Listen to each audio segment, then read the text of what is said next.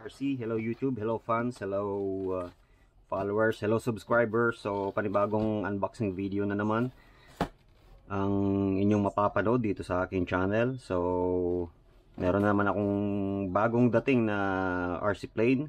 So ito yung parang may ducted fan na motor. So this is Feixiong 9630. Ayan, J20. Chinese characters. So hindi ko mababasa yan, of course. So ito yung itsura ng RC plane. Ito yung remote. So ano to, ready to fly version. 7.4 volts battery. So merong konting power. Okay, 490mm yung haba niya and 320mm yung wingspan. And it weighs 100 grams. Alright. So this is the appearance of the item inside. J20. So let's take a look. High speed passion. So let's go. Tingnan natin. Nasasabik na ako. Excited na ako makita kung ano yung laman. Kung ano yung itsura ng item sa actual na appearance. So bubuksan ko na siya. Alright. User manual, lahat naka Chinese characters. Yun, so of course hindi natin ano yun.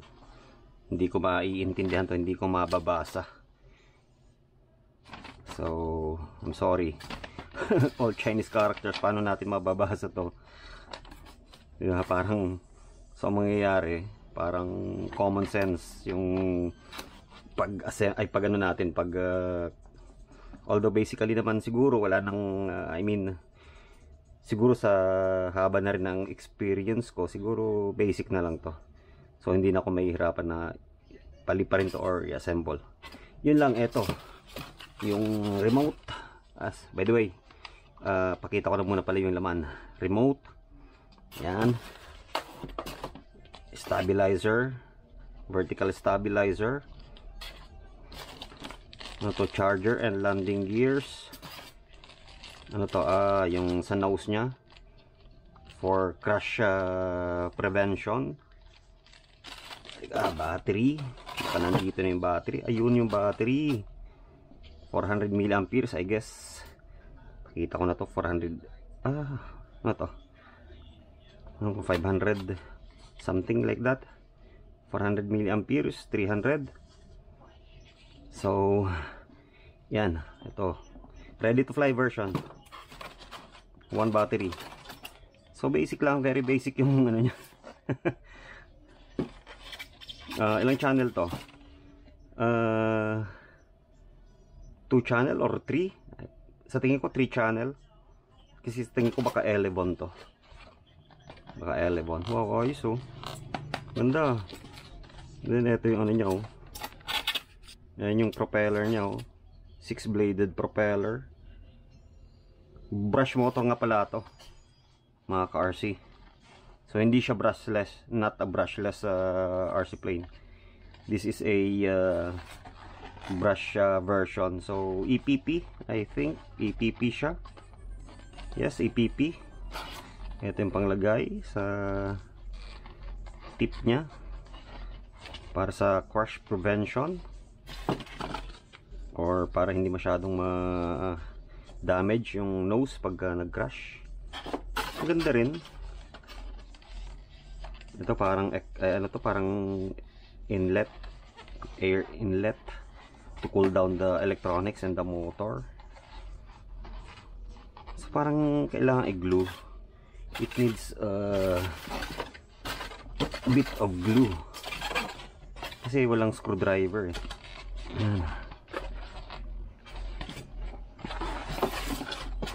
So brush version. Yun nga, parang kailangan konting ano dito, konting glue.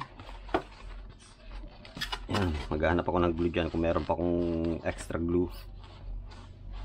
Then the elevator, and siguro aileron na rin, elevon. Mga dito.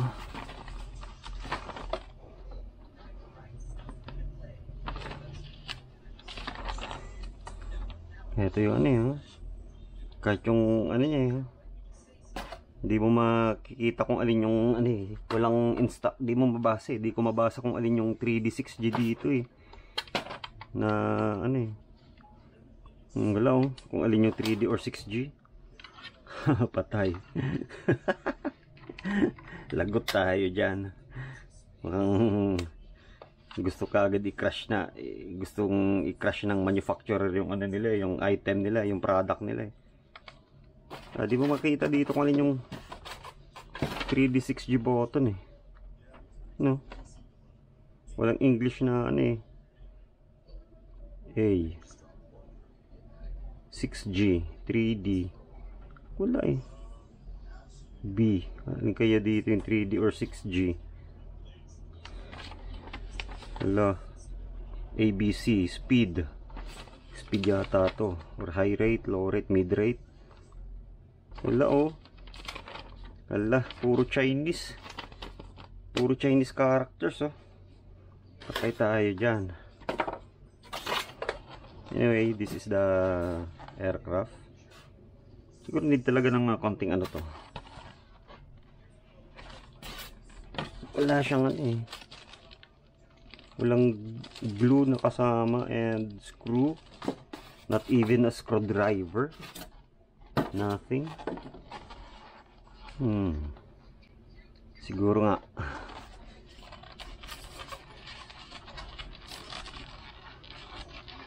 kailangan ng ano to, glue. Kailangan ng konting glue dito. Ayan.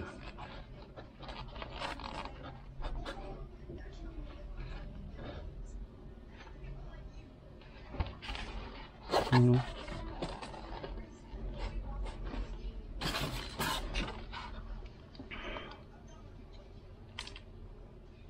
Kailangan ng konting glue.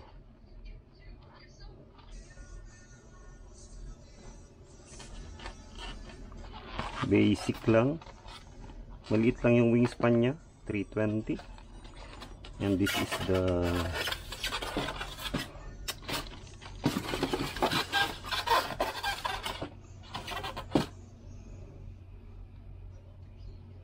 okay, so yung test flight guys to follow. So iano ko muna siya, parang i-google ko to. Kailangan ko ng konting glue, at the same time yung tip, ang tawag dito, basta ito yung tip nya, I need to glue this also as well. Yan, pwede na. And let's see the flight characteristics. Okay.